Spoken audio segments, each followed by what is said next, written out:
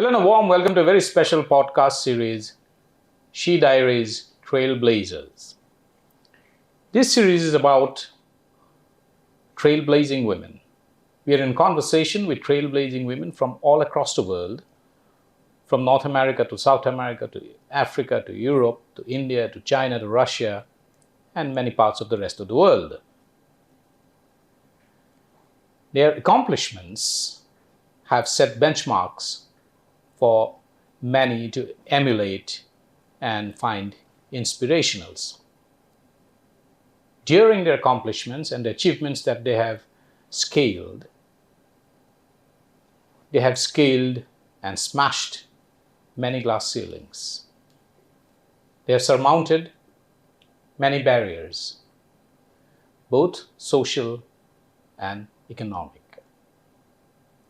For this episode, I have one such trailblazing woman who have accomplished something in, for want of a better phrase, in a quote-unquote seemingly boys-only club, an industry that is dominated mostly by male in the leadership sense, the real estate industry.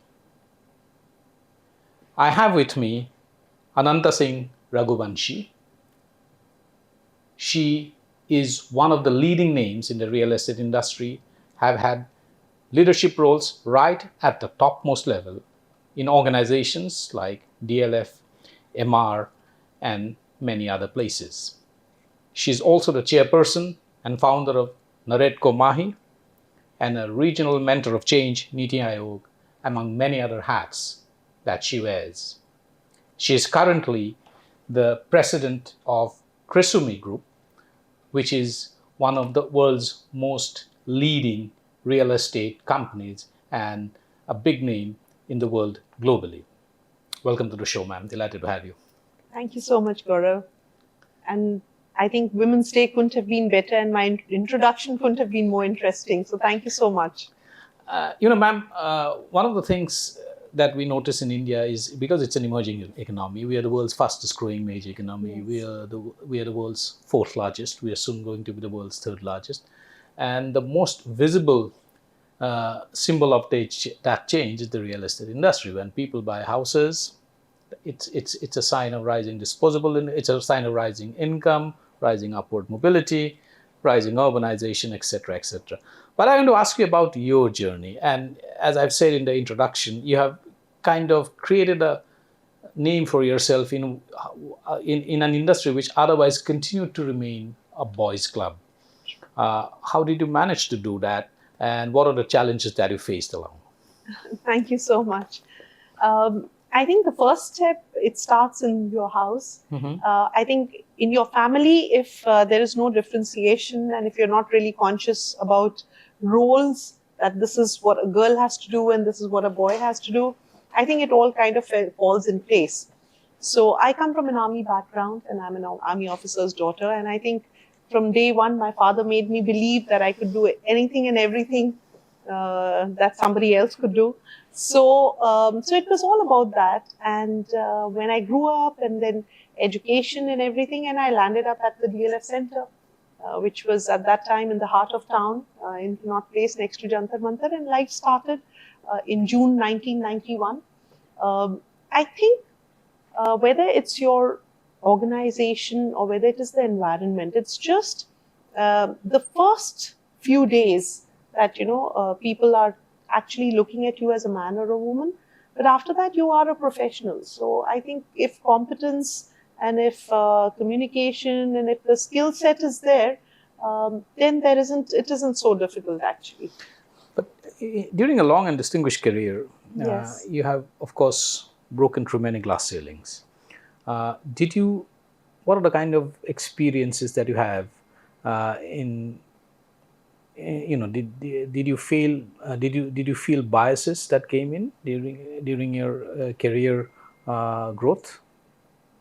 Luckily, I worked for very good organization, but of course, some biases do exist. I think it exists in every industry, whether it's media or real estate or anywhere else.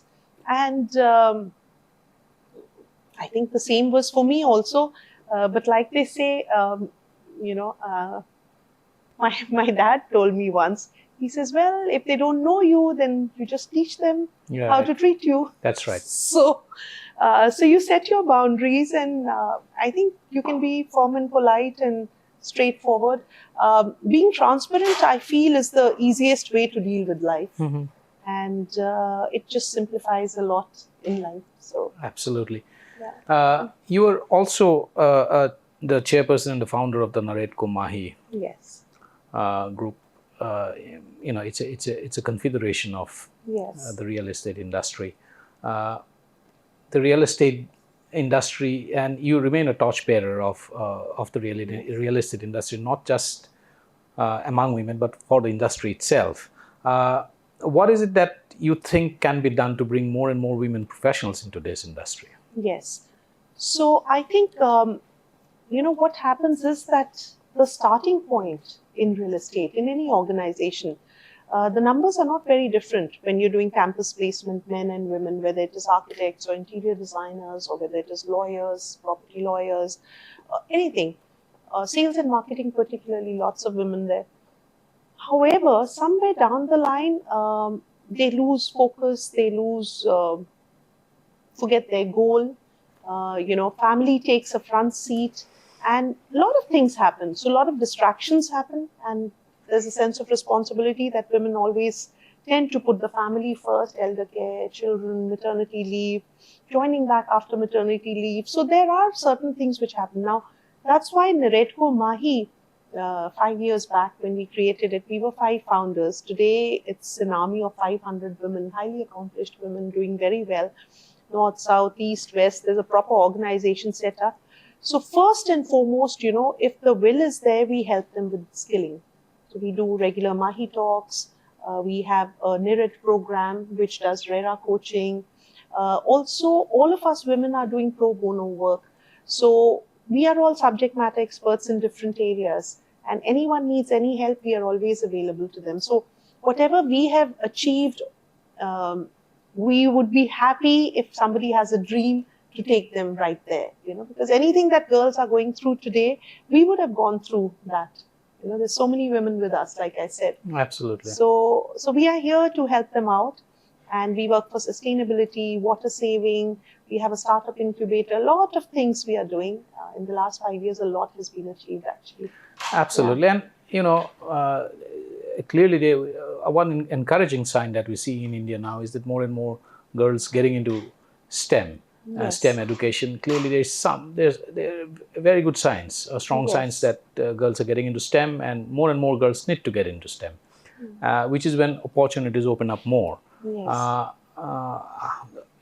My question is slightly different. It's about technology, and we are in the high noon of artificial intelligence. It's changes are taking place so rapidly that we probably couldn't have imagined. Yes. Even a year ago, the kind of changes that we're witnessing now and being experienced too. Do you think technology can be a great enabler to build a more gender-inclusive society so far as opportunities are concerned? Of course, absolutely. I think technology, prop tech, is the way forward. Right. Without technology, I think anybody who's not keeping in line and learning as they are growing and improving as they are growing, and definitely those organizations are going to suffer in a very big manner. And especially, you're absolutely right, with AI, with IoT, with so many things which are happening now. Real estate, ultimately, what is it? I mean, it's not brick and mortar business anymore. Right. You're talking smart cities, you're talking smart homes, even everything in your house is also technology driven. So it's very essential, and the robots stepping in a very different way. There's so much going on. You're absolutely right. I think technology in real estate particularly, the way it's moving, everyone has to be on top of their game. And learning is the way forward. Learning is earning. Absolutely. Yeah. And finally, ma'am, you're also a regional mentor. Yes. Of change at Niti Aayog. Yes. What is it that, there's no gainsaying the fact that youth in India, if one thing that they require the most is mentorship. Yes. Because there are a lot of opportunities, and their mentorship is required to enable them to navigate the complexities and the changes and the transformation that is taking place. But as a mentor, what is that one piece of advice you will give to a young girl who is starting off her career now? Yeah, I think dream big, and then don't lose focus of that dream. So you must chase your dream. You will achieve anything and everything that you wish to achieve, but you have to take that first step. You know, success is not a word. Success is not a destination. Success is believing in yourself right from the word go. If you believe it, you are already successful. So just stay on course. Absolutely. That's a very good note to end this conversation with. Thank you so much, ma'am, for taking the time out and dropping by to have this conversation. Thank you. Always a pleasure talking to you.